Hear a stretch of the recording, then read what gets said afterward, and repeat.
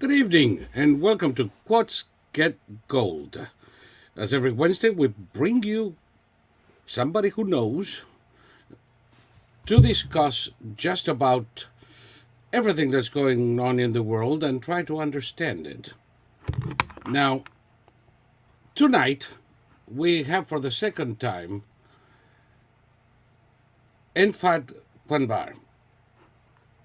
Entifadh is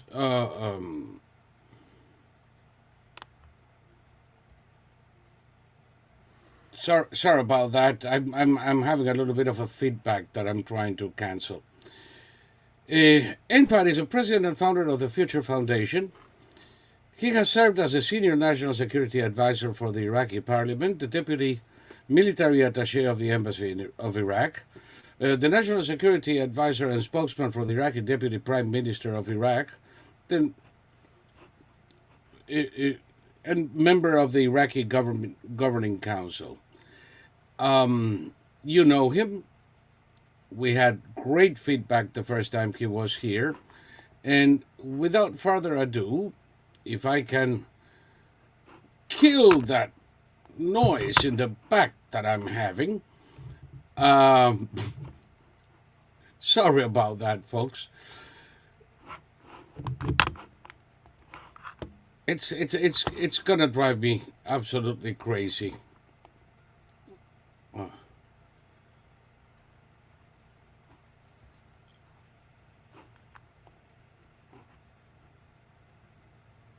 Okay, and I still don't know where it's coming from. Anyway, as you know, these programs are made to give you a better idea of what the Gold Institute for International Strategy is doing. And we will ask you, if at all possible, to please make a donation, tax deductible to the extent permitted by law, to the link that we have right there in the description. And by all means, feel free to support the channels in which this program comes through to help us do more of them. And without further ado, good evening, Entifadh. Good evening, sir. Thank you for having me for the second time. Salam alaikum. Wa alaikum salam wa rahmatullah. Thank you. Now, the question that I wanted to discuss today, last time we discussed Iraq and the peculiarities of the Iraqi government and its relationship with Iran and Kurdistan. This time I'd like to focus a little bit more on Kurdistan, which I think is the little forgotten piece of the formula over there. And that's why I called it Quo Vadis Kurdistan. Tell me what we need to know about Kurdistan today. Okay. The Kurdish people in Iraq are very different in circumstances and history from the Kurds in other countries like Turkey, Iran, and Syria. The Kurds in Iraq were fundamental part of formation of the Iraqi state in 1921, which was based on a British-designed state formed by remnants of Ottoman army officers, Sunnis and Kurds. So the 1921 Iraq was a Sunni-Kurd Iraq. That has lasted until 2003. It didn't go very well, as we tried to catch up from the last interview. Iraq didn't go very well, despite some people say the Americans disturbed the stability of Iraq. Iraq was never stable. 7 major wars, 9 or more coup d'etats, and the gassing by chemical weapons the Kurds and killing 180,000 Kurds by Saddam's Ba'ath chauvinistic party. So that Iraq didn't go well. So we as an Iraqi opposition and it came with a formula, basically proposed by a brilliant formula based on intellectual basis and historical, plus political practical solution, presented by Ahmed Chalabi. And you can call me, I was the salesman for this idea here in Washington. And the idea was a Sunni Kurdish Iraq has not worked. Iraq is a majority Shia country, and Iraq and the United States lost a huge chunk of the Shia in 1979 in Iran. And also, there is some sort of a godly coincidence that all the oils from the Caucasus to the Mediterranean is under the feet of the Shia. In Saudi Arabia, in Iraq, even in former republics of the Soviet Union, like Azerbaijan and others, and not to mention Iran. So the idea was, let's have a new country with a Shia majority as an ally of the United States to compensate for the loss of Iran in 1979. And it's time for the United States to try to make a deal with the Shia as a important partner in modern through modern Iraq after 2003. But the United States did not know much about the Shia. The Shia were viewed as rogue. The history of the Shia was viewed through the eyes of the Ottoman literature and the British literature, in which the Shia were viewed as rogue or as not participant in power. And the United States needed an anchor, a guarantor in this partnership, new partnership, and the guarantor was the Kurds. The Kurds has been historically friendly to the West, and especially to the United States. Their liberation movement established by the great Mullah Mustafa al-Barazani was even friendly to Israel in the 1960s and the United States. And the Kurdish movement, despite it has strong relations with the communist countries and Soviet Union, they maintained strong relationship with the U.S.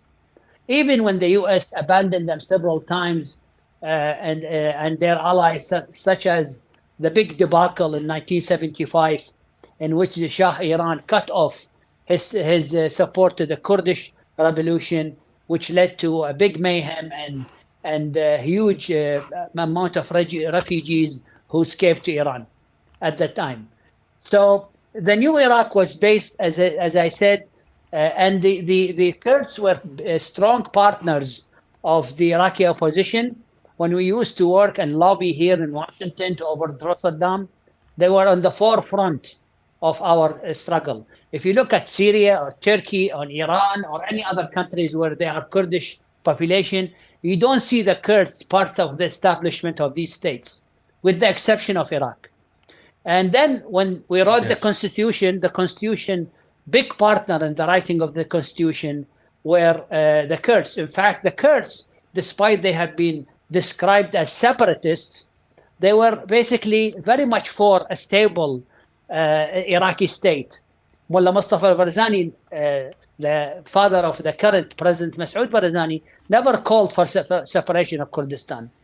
Of course, every Kurd has a nostalgic dream or a dream to have their own independent country, and that's completely their own right to have it. But there is no such movement or strong movement within the Kurds. The movement of separation started after the brutal treatment by Baghdad. And look at this. We have a Sunni Kurdish partnership established Iraq in 1921. This has broken up. In fact, it went into terrible times. What reached the bottom of it when Saddam used chemical weapons, killed 180,000 Kurds and demolished 6,000 Kurdish villages. So this partnership has not worked. The new Iraq was formed. That was, by the way, right after the first Gulf War, when the American government actually encouraged the Kurds to rise against Saddam, Exactly. and And and then did absolutely nothing while Saddam used those chemical weapons he apparently never had on the Kurdish population, destroying entire villages. yeah, and these chemical weapons were purchased by the Iraqi government from both Eastern Bloc, Soviet Bloc countries and Western countries. And everybody was supporting Saddam against Khomeini's new Islamic rule, and Saddam used this opportunity to obliterate the Kurds. So basically, this partnership has fallen apart. We have a new partnership. Now, unfortunately, after 2003, because of the intervention of Iran, because of the proxy nature of Shia Islamic parties to Iran, we are going through the same cycle. There's animosity of Baghdad against the Kurds, and I call it's like a virus of chauvinism that if you live in Baghdad and rule in Baghdad, you acquire this virus, and the first thing you start to do is to attack the Kurds. Now, what we have now also, going back to the Constitution, in the Constitution, we put some measures that prevent previous massacres by the Kurds. And thus, one of the measures we put is federalism. And federalism was not a commodity. It's basically to protect the de facto state of Kurdistan, which is almost independent from Iraq since 1991. Thank you to the American air power protection and the no-fly zone, give the Kurds their opportunity to basically get some relief from Saddam's iron fist and become more of an independent semi-state, functioning very well from 1991 until 2003. And then the Kurds became strong partners in the government of Baghdad at every level. As I said, the constitution of Iraq, the modern constitution of Iraq 2005, was written, in fact, in the house of Masoud Barzani in Baghdad. I attended all the sessions of the writing constitution, 16 to 17 hours a day for about 3 to 4 weeks. So unfortunately, this partnership again falling apart because of the Iranian intervention, because Iran cannot favor the Kurds, because Iran do not see the Kurds as a proxy, despite the Kurds has very strong relation to Iran. Many of the Kurdish leadership grew up in Iran. President Nachir Barzani speaks fluent Persian, so as Masoud Barzani. A lot of them, since the fall of the 1975 revolution, they grew up and went to high school and college in Iran. But Iran, they basically, their standard of self-restrained and independent ruling Kurdish leadership is not fit to their new standard in Iraq of proxies who they act like as if they are mayors of a state belongs to Iran, not as statesmen. And, and so the wedge started to increase, and I don't think this wedge is going to heal in any future. And Maliki's government and other Islamic prime ministers, supported by the United States, sieged Kurdistan many times, not paying salaries, not paying the share of the wealth of the oil, violating the constitution. And the worst, we hit almost the bottom in 2017 when Kurdistan went into a referendum for independence, not independence, and the United States sided with Baghdad against Iran. And not even sided, the United States supported the government of Baghdad using Shia militias, and Qasem Soleimani personally leading the war from Kirkuk to invade Kirkuk using American weapons, including M1 Abrams tanks. So that was a really, I would say... That was definitely the lowest point the lowest in point. the story that you are telling us. And yes. consistently, the Kurds stood by the United States at every turn. And consistently, the United States will let them down at every turn again. That's why in 2021, in March, I traveled to Kurdistan. And I thought, I've been thinking about this for a long time. And I met with the leadership of the Kurdish government, including His Excellency, the Prime Minister of Kurdistan, Barzani, and I told him, you should expect more the United States let down in the future. You'll be thrown under the bus, maybe when this nuclear deal is going to be signed. You have to be prepared for the worst times to come. But we should not sit on our hands. And I proposed an idea.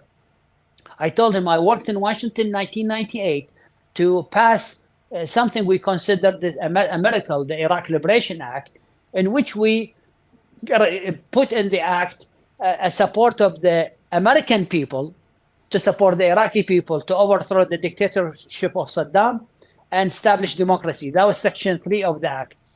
Let's do something similar, and we call it the Kurdish Protection Act, in which we, people to people, the American people will support the Kurdish people through an act through Congress. And also, I told the Prime Minister, it is unbelievable, you as a liberation movement, the Peshmerga, which is basically the fighting force of the Kurds, they call them the Peshmerga. The Peshmerga has the same weapons in 1993 and 2021. That has never happened in history. A liberation movement win the war against dictatorship. But they were the backbone of the fight against Al Qaeda and ISIS. Not only that, let me tell you, and during the Iraqi opposition days, all Iraqi opposition parties after 1991 especially, and even in the 80s, in the strong Saddam of the 80s, they were based in Kurdistan, supported and protected by Kurdish Peshmerga. And the Kurdish people paid hefty price for hosting these parties, including us, the Iraqi National Congress. We were protected by the Peshmerga, our soldiers from the Peshmerga, our fighters from the Peshmerga. So every Iraqi party, including the Communist Party, the Islamic parties, the Iraqi National Congress, all these parties, they were under the umbrella and protection of the Kurds for decades. Now they turn against the Kurds and they try to deprive them of the basic requirements for life. So now we cannot continue this route. Another thing which is outrageous, and you're going to be outraged by it, I know, I'm sure. The United talking about the Peshmerga, where the Iraqi army owns tanks, F-16s, artillery, all kind of weapons. The Peshmerga continue, even they won against Saddam, and they became part of the government. They continue to have AK-47s and middle to light weapons. They don't have any helicopters or any airplanes. They don't have any tanks. They don't have any heavy weapons. And they fought ISIS with these light to middle weapons. Yes. And some people in Washington criticize them for not standing to ISIS on certain situations because they don't have enough weapons. They don't even have enough ammunition. The Iraqi constitution... For people who are watching us who are not familiar with this, what you are describing is one of the absurdities in this world. The Kurds not only fought ISIS tooth and nail, and Al Qaeda in Iraq before that, and Saddam before that, they were instrumental in delivering the Yazidis from certain extermination. And they are Christians. Yes, it's very important because there aren't that many places in the Middle East where religion is not looked upon as my hocus pocus is better than all of yours, and therefore you have no right to leave. The Kurds have been a home for the Christian Yazidis. They are, as we speak, fighting for the Kurdish Jews in Iran who are under constant attack from That's the very government. true. Yes. And more, yeah. And yeah. I tell you another thing: the highest concentration of Christians in the Middle East now is in Iraq, Kurdistan, in Erbil. All Yes. Christians in Iraq escaped to Erbil. They either were left to the United States and the West. That's why if you go to Ain Kawa, that's an area in Erbil, it's a haven for the Christians. And not only that, Yes. I tell you, I add to one more thing. The United States, the Kurdish Peshmerga are listed in the Constitution. And the Constitution, Article 9, states very clearly a militia shall not be formed outside the government, because we have very bad history with militias from the Ba'ath Party and the Communist Party in the past. And there is an Article 9. Mobilization forces in the present. And then they formed the mobilization forces. Imagine the Peshmerga, which are in the Constitution, not get salaries from the Iraqi government. Salaries of the Peshmerga are paid by the United States of America, while the mobilization forces, which is the Shia Iranian militia, gets $2 billion salaries. Yes. And they have a line item to import their own weapons, believe it or not. Yep. Then let me add to it more, and that you're probably going to pull your hair. The United States provide the Peshmerga. Hardly. Hardly. I already did. Okay.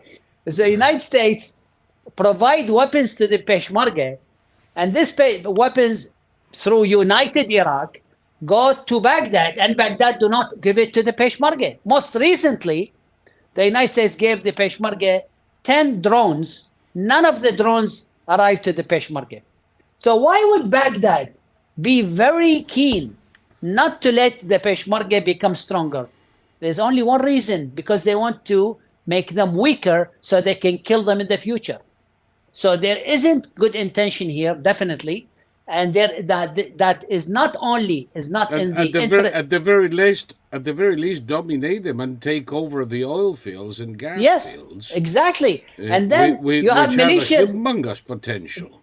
The militias paid by the Iraqi government bombard Kurdistan. Okay, bombard Kurdistan, and threatens Kurdistan, and bomb the gas fields which are invested by the United States, and then they get salary from the Iraqi budget, and the Iraqi budget in many ways, the Iraqi oil revenue, if you know, goes to the Federal Reserve. That's the Bank of Iraq.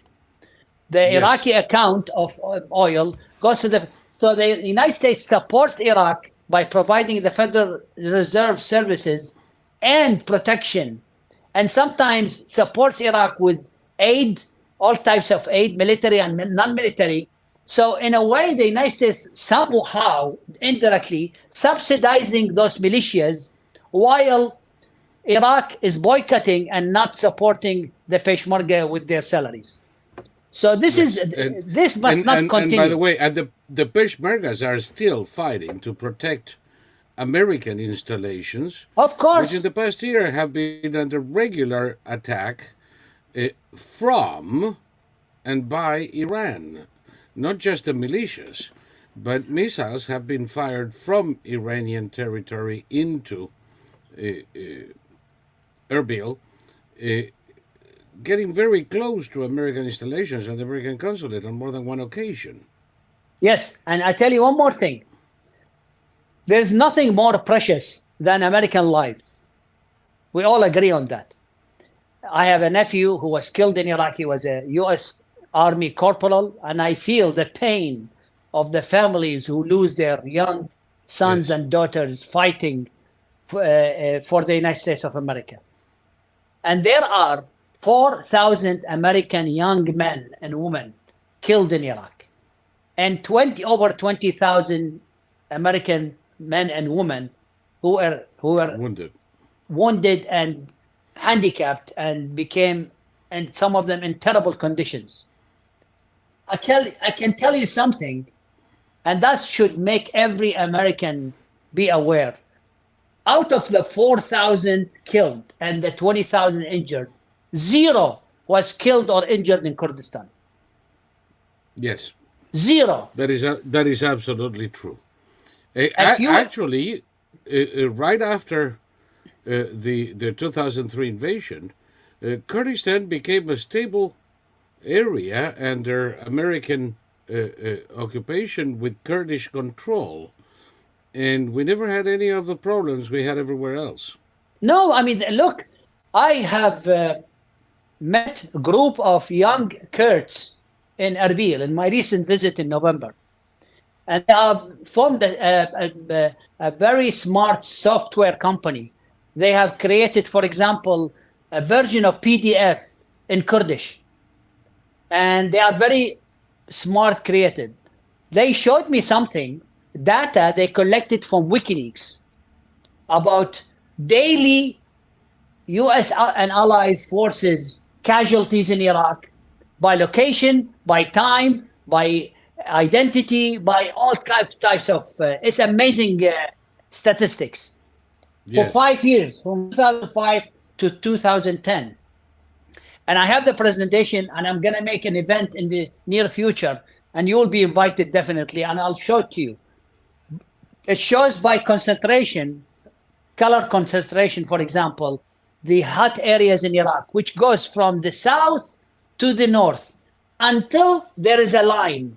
You cross this line to Kurdistan, and there is no Nothing. casualties. Nothing.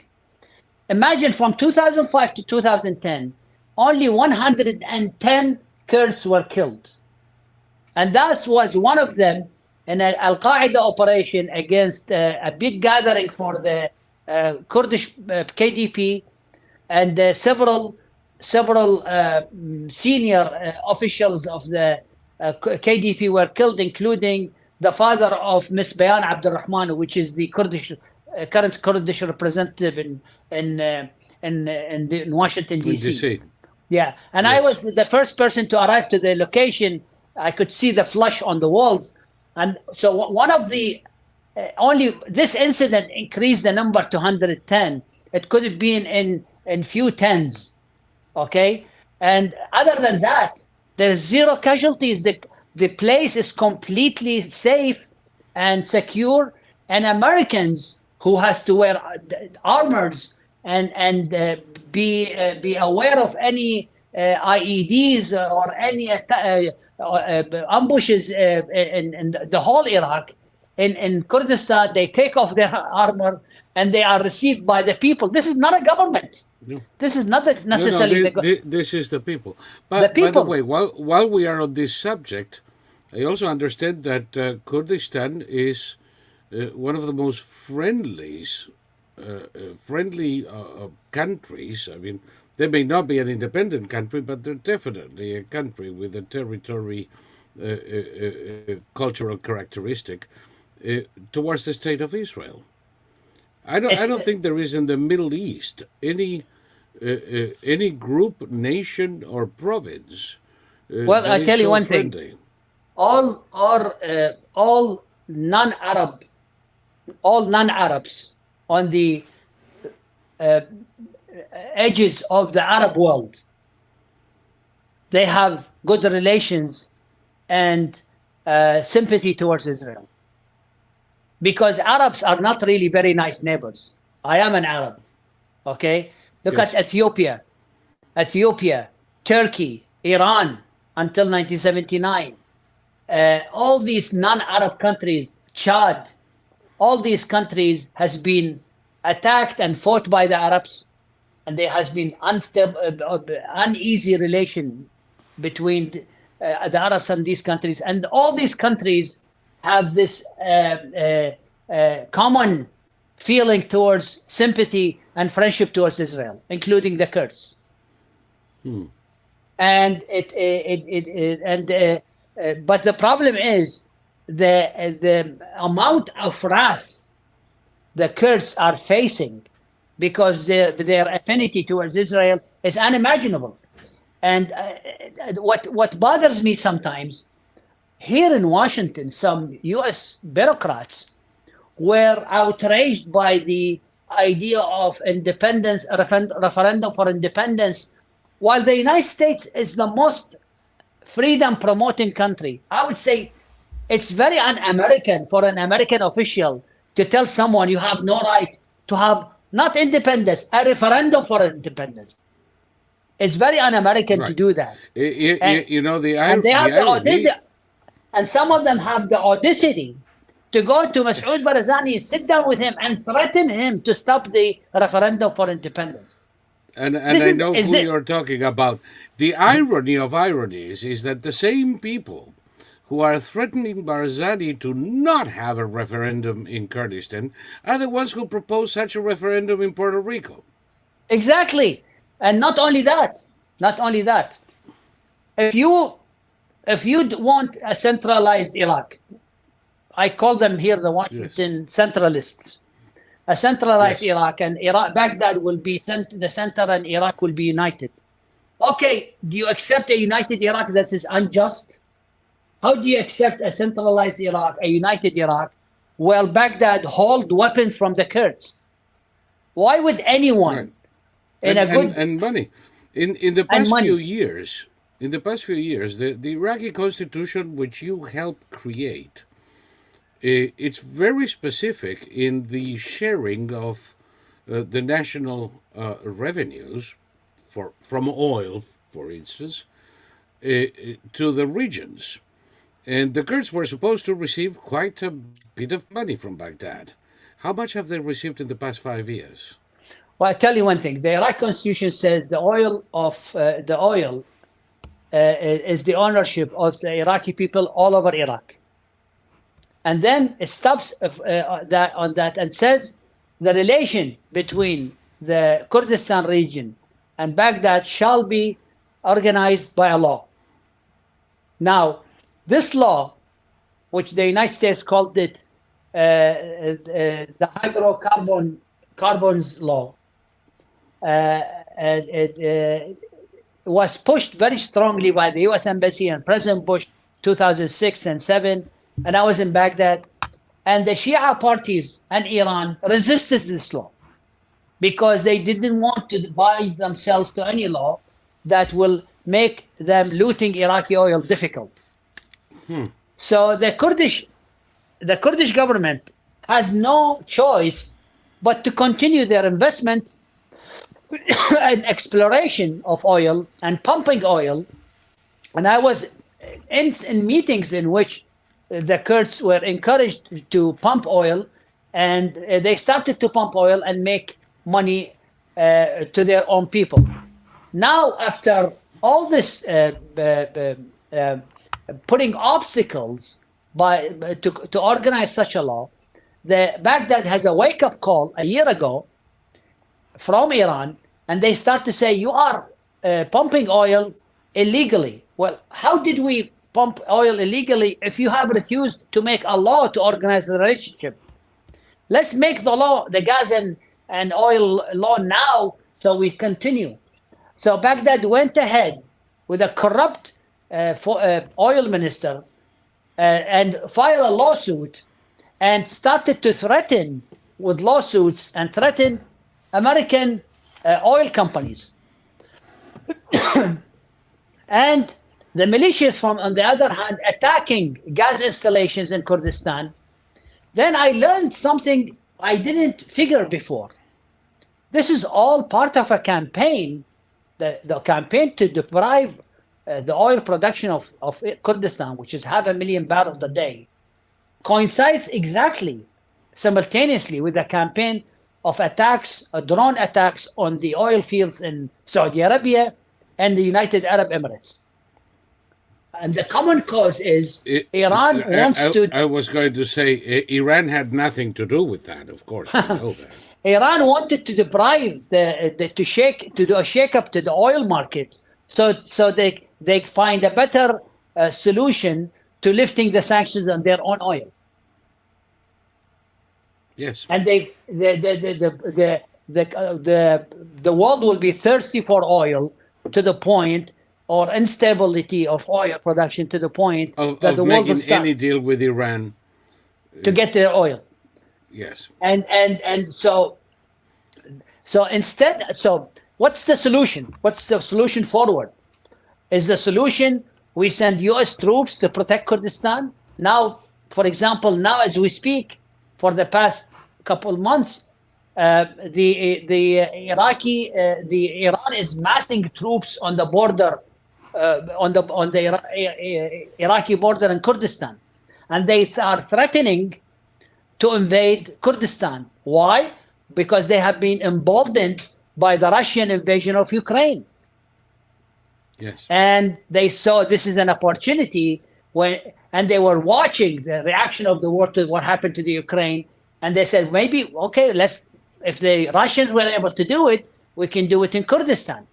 And they've been massing it. There's a huge tension on the border. Now, do we need the US, for example? Does anybody in Washington wants to have US troops to protect Kurdistan? Of course, the answer is no. What is the solution? Empower the Peshmerga. Make them stronger. Make them capable of defending themselves. If the Peshmerga have tanks and F-16s and modern weapons, Iran will think twice or maybe 3 times before invading them. And also, if the Peshmerga is strong enough, they can clean up Kurdistan from the PKK, which is a terrorist Kurdish movement, which has been a burden on the Kurds. That would also satisfy Turkey. And that is the point of discord with Turkey, of course. Yes, Turkey is invading northern Iraq and entering northern Iraq and making almost permanent presence because of the PKK. If we can have this Peshmerga strong enough to secure Kurdistan from the PKK, we can.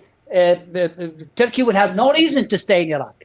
No. That's another reason. But I will have everybody notice that Turkey has an almost daily presence in northern Iraq, in northern Kurdistan, really. They have permanent bases, actually. Right, chasing the PKK, and of course the government in Kurdistan protests, but doesn't act against them, and at the same time, much of the revenue that is allowed them to survive while Baghdad was not fulfilling its obligations is the export of oil and gas through Turkey. Some of the PKK factions are funded by the PMF. Because they have joint checkpoints in certain areas in Kurdistan and in the borders of Kurdistan. Iran is seeing an opportunity in the PKK. The PKK is like the great destabilizer. The destabilizer is like, and they have been hired by the Iran and the PMF to destabilize Kurdistan. Yeah, and by the way, PMF, for everybody out there, is People Mobilization Forces, is an Iran-backed militia in... It's the IRGC version of Iraq. That is something that I'd like you to clarify too, because this is an Iran-backed Shia militia. Now, not all Shia are created equal. No, these are the vast silent majority are suffering from these militias. These militias represent 1% of the Shia population. Right. And can we clarify a little bit, because I believe that the majority of the Shia population in Iraq has no love lost for Iran, Shia or not. No, the 2019 October Revolution, which was a natural popular revolution, it was Shia-led revolution. It happened in Shia areas, not in Sunni, not in Kurdish areas. And it basically was against the 800 young men who were killed by snipers. They were killed by the Shia militia snipers, by the PMF. So anyway, so let's go back to our subject. I like to mention to you and to your viewers that in accordance to this idea that I have, that we need to empower the Kurds in Washington, because I also think there is no political cost to dump the Kurds, to abandon the Kurds in Washington. We need to raise their political cost internally in Washington. Yes. And the only way to do that, as I said, to pursue some sort of an act in Congress to support the Kurds. And therefore, I established an organization called the Kurdish Protection Action Committee. And I'm just starting to work in this committee. I filed for registration of this committee, and I'm just Right. starting to work on this. And I hopefully 2023 will be a massive effort with the help of friends like you and others and good people like you to convince Congress, which the good thing is both Democrats and Republicans like the Kurds. There's no difficulty to find support for the Kurds, but we need to stream it and make it more efficient to support the Kurds in a tangible way, not only in nice statements, and they will be abandoned the next day. Yes, and unfortunately, just liking is not enough. I like Exactly. them so very much, but at this time, there's nothing we can do, and off they go into oblivion. Uh, but you are absolutely correct. I see the Kurds as the only stabilizing force in that area. Am I wrong? They are. They are no other. I tell you, the Peshmerga are the best ally to the United States outside NATO. And they can be very, very stabilizing force. They can prevent Iranian aggression. They can prevent Kurdish PKK aggression. They could prevent. They could protect minorities. They have already succeeded.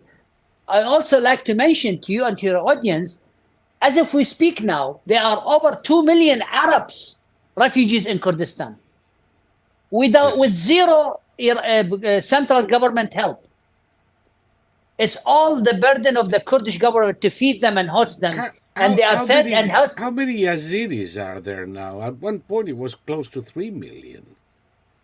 No, not 3 million. The Yazidis, I think at one point they were in the probably margin of 300,000, 400,000. Now they are much less than that. I don't have it. So probably 3 million was the total number of refugees then. The total number of refugees, 3 million. Yes. And they still have 2 million refugees fed and protected, and they are treated much better than refugees elsewhere in Iraq. And they are all Arabs. What is the population of Kurdistan excluding refugees? 5 million. 4 to 5 million. A population of 5 million is hosting 3 million refugees. Amazing how they have done it. It's amazing. Can you imagine England trying to cope with 27 million refugees? Imagine that now if you go to Erbil, you find more Arabs in the street of Erbil than Kurds. Not only Iraqi refugees, Syrian refugees, hundreds of thousands. Okay, and many Iraqi officials in the government, high-ranking officers, their families live in Erbil because they find it secure and there are excellent schools. It's not only safer. American schools, British schools, French schools. It's a modern country. It's a modern. If you go to Erbil, you're going to a modern. The distance between Erbil and Baghdad is 350 kilometers, but the distance in terms of civilization is 20 years. 2 centuries.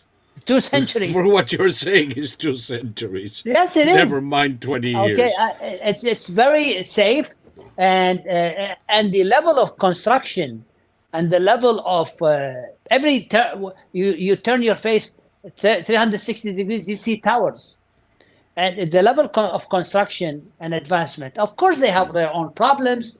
There are some issues, but generally speaking, you cannot compare it with the rest of Iraq. And they're only getting 13% of the 13% of the Iraqi national income, while 87% goes to the. Even that is relatively recent.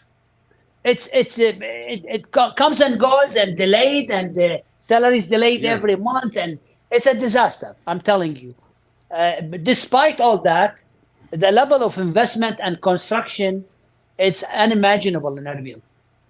And they also have another huge problem, which is the division with Suleimaniye, with the PUK, the Patriotic Union of Kurdistan, which I must mention because some people in Washington use it as.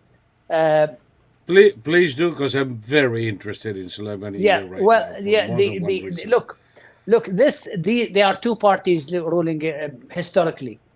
the PUK and the KDP, PUK, Sulaimaniya, KDP, the rest of Kurdistan, not only Erbil. Yes. But with the leadership of the late Jalal Talabani,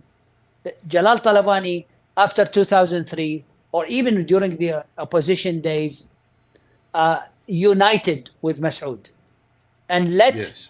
and he basically made it very clear he left the leadership of the Kurdish coalition, the two parties, and the leadership of Mas'ud Barzani. He said it in front of me several times. And when he died, unfortunately, nobody was able to fill his shoes. And the PKK, to be honest with you, ceased to exist as a party. Oh, the PUK. PUK, sorry. The PUK Yes. ceased to exist as a real party now. It's basically led by his elders, by Jalal Talabani's elder son, who is not a capable politician, and the party fragmented and does not exist and is under the thumb of Iran. I mean, I hate to say that because I come from a school of politics, Iraqi politics, which we love the PUK. But the PUK, Jalal Talabani, is not what you see the PUK today. In fact, Right. became an obstructionist party, an obstructionist Now, group of. let me ask you a little bit more, because you obviously know the characters here. Back in the 90s, when I was observing that area with a different criteria that we are doing now, there was a rivalry between the two Kurdish parties. They were practically at war with each other. Yes, there was a civil war in the mid-90s, which Yes. and it was a brutal civil war.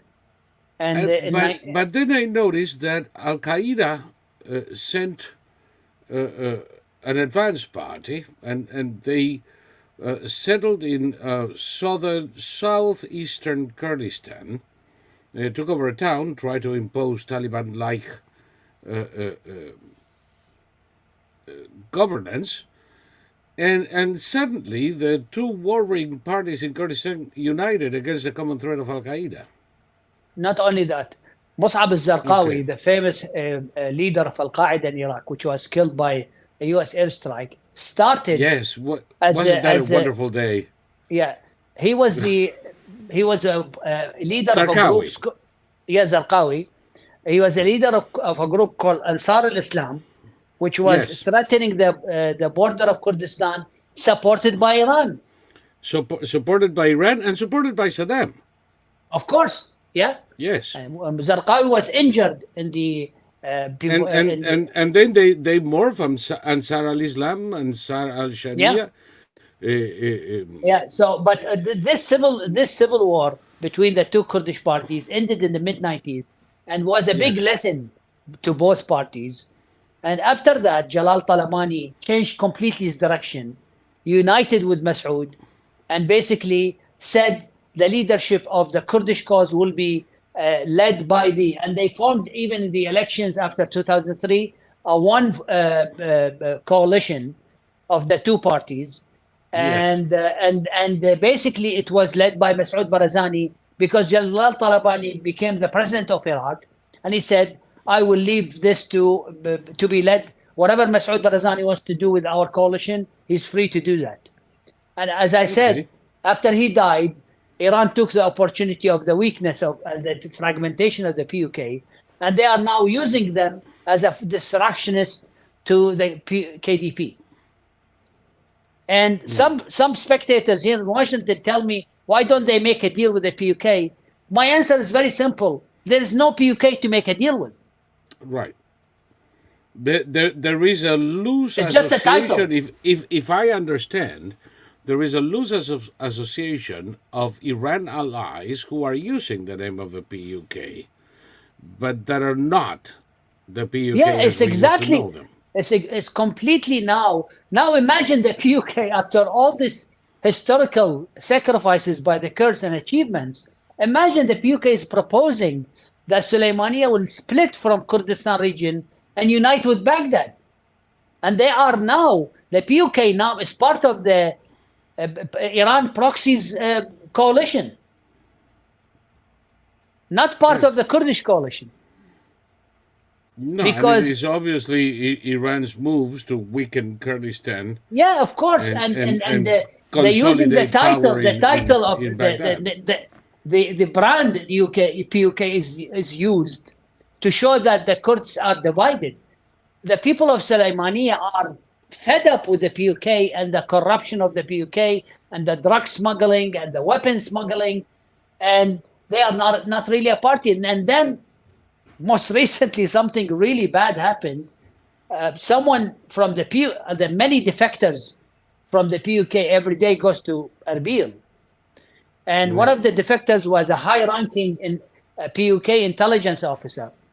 And sure enough, the PUK will send 3 terrorists to kill him, put a bomb under his seat in his car while he's driving with his family in the car. And the KDP were able to expose the crime within like 48 hours. And then those guys went to Suleimania seeking refuge, and they refused to, the PUK refused to hand them back. And Prime Minister Masroor Barzani said, I'm never going to tolerate that. If they don't give us those people, I'm not going to sit down and to close this. They want him to close the subject. He said, I'm not ready to do that. This is the security of my country. So that, see, this complication, which created and manufactured by Iran, have some ears to some people who are not really very smart in Washington. No, well, you just described 99% of Washington. Yeah. It's not difficult to find somebody not too intelligent there. Yeah. But I believe that what we are discussing now, it's making our audience more aware of this subject than anybody in Washington is. Well, I tell you, we cannot, as Americans, we cannot afford to lose the Kurds, especially to Iran. No. This is the last oasis of What is it that we should do to help them? I mean, of course, sending. It's ironic because when we talk about sending weapons, we're sending surplus, really. It's like we're doing with Ukraine today. $40 billion worth of equipment, actually, more like 10, because it's not brand new equipment.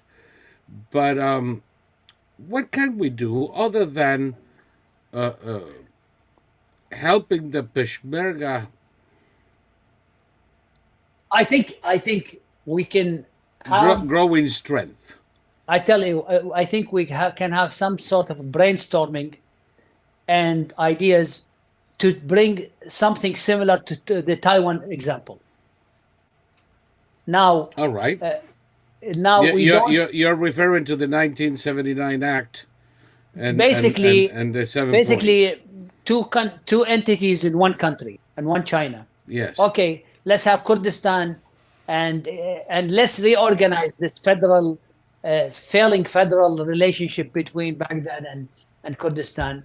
And if the United States have to bypass Baghdad to the Peshmerga for the national security interest of the United States, that might have to be done.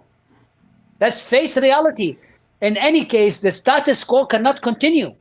We cannot continue to support Baghdad to become a proxy to weaken and threaten Kurdistan, which is our best ally. And we sit on and we feel good that, well, I'll give you one example. Senator Cruz, a few years ago, asked General Dempsey. General Dempsey had met him in Baghdad, a great general, great man. He told him, General Dempsey, are we arming the Kurds? General Dempsey answered, yes, Senator. The yes is true, but it's not true. Because how are we arming the Kurds? We're sending weapons to Baghdad. It's a black hole. Right. And everything. So we cannot pretend.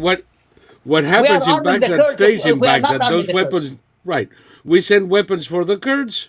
They stay in Baghdad. What happens in Baghdad stays in Baghdad, and the Kurds are not armed. And where would it go? It go to the Shia militias, which are killing Americans.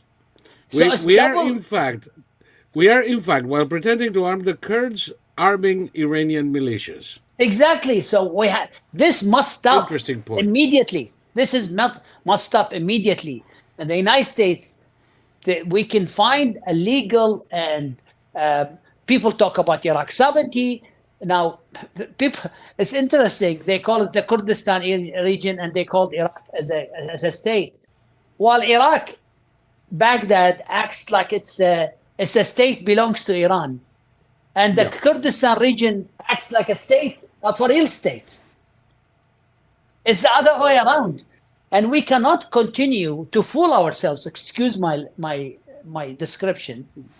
That we are arming the Kurds, because we are not. We are weakening the Kurds. We're weakening the Kurds, and we are arming Iranian militias. That is the bottom line of the. And then you have some people here in Washington talks about corruption and human rights, and I always say, unfortunately, America always has been very nice to her enemy and very bad with their friends, with our friends. And we have a tendency to do that, yes. Yeah, because we in the United States, we treat our friends on an American higher standards, and it almost becomes a discrimination. And then we deal with our enemy on a lower standard. So see how the United States hold Israel responsible for responding to attack by Hamas from Gaza. Right. In the same way. So yeah, we hold them to an impossible standard. Exactly. So this is the same way here. There are problems in Kurdistan. There are allegations of corruption. There are allegations of human rights. This is not a perfect country by all means. No. But we cannot lose. I would like to say to you that we have abundant allegations of corruption in D.C. You bet. So all you need to do to drive to K Street. Yes, it's. Of course, I'm not justifying it, and I don't want to fall into whataboutism. We should fight corruption where we see it, but we shouldn't use impossible standards. Exactly, and also we have to put our U.S. national security as number one goal. As number one. Now, I believe there is corruption in Erbil, like there is corruption everywhere there is a human. The corruption in Erbil is abysmal to what happened in Baghdad. But right, there is no point of comparison. There's no region. We don't have friends in this region anymore. We don't have friends. This is the only small oasis of friends who are supporting our interests. The United States interests are protected. And I would say that there are cultural reasons, not political, but cultural, very deep-rooted cultural reasons why the Kurds look to the U.S.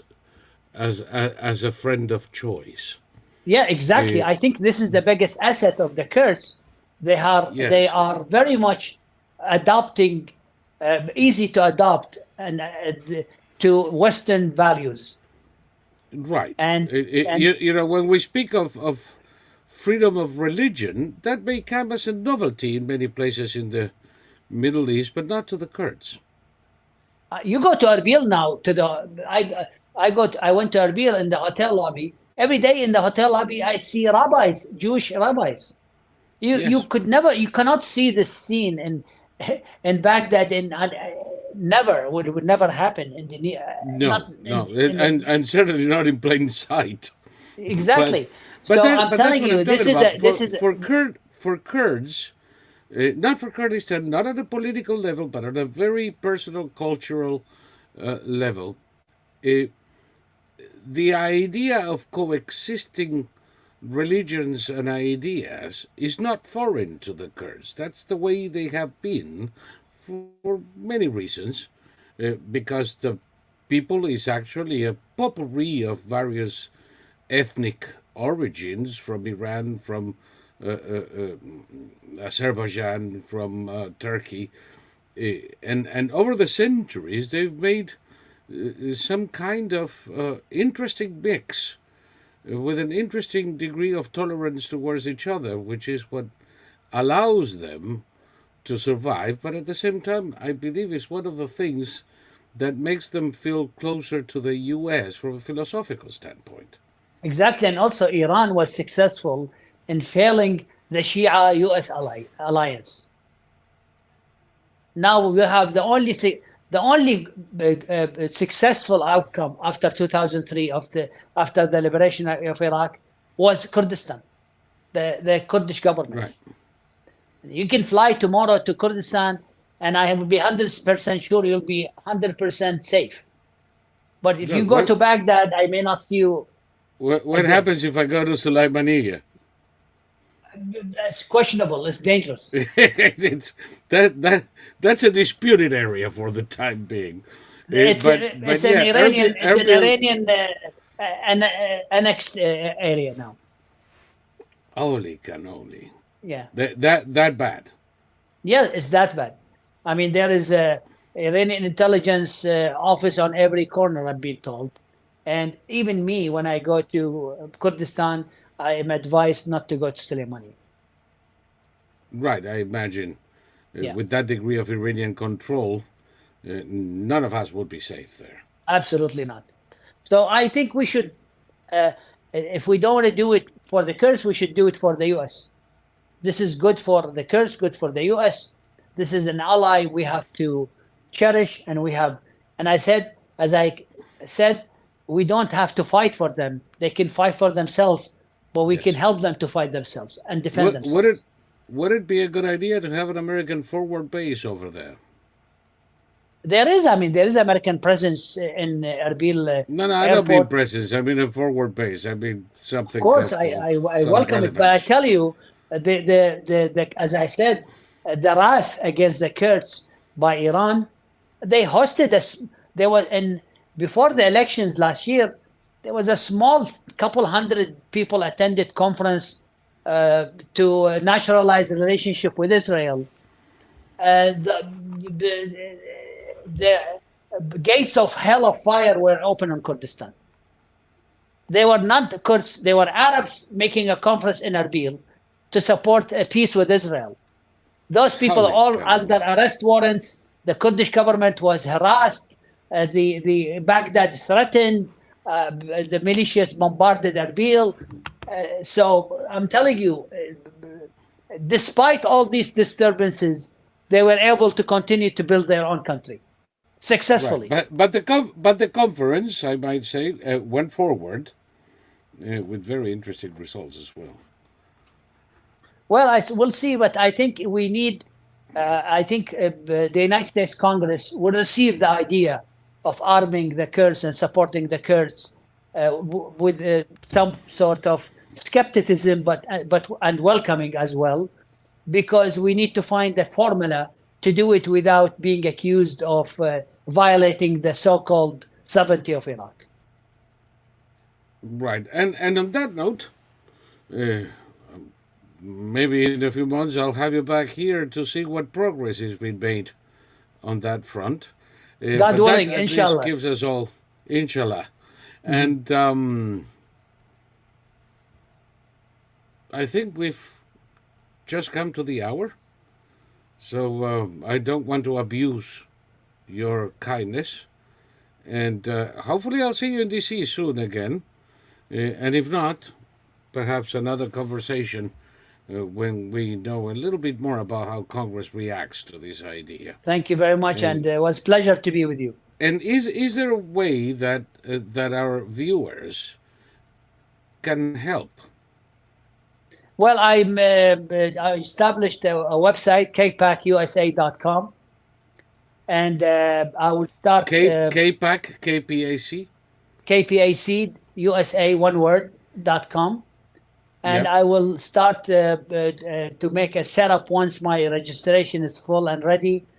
We'll start to ask for donations and contributions to this cause. And I imagine keep people abreast of progress in what you're doing. And on that note, thank you, everybody. If you have made a contribution to the Gold Institute for International strategy, and or Quadverum, thank you very much for your support for these programs and for the Institute. And we'll see you next week. I think I have a great guest for next week, but I don't want to say anything yet, not to spoil the surprise. And thank you again. Thank you. Shukran, my friend. Shukran. And see you around. Gracias. I like that. Bye.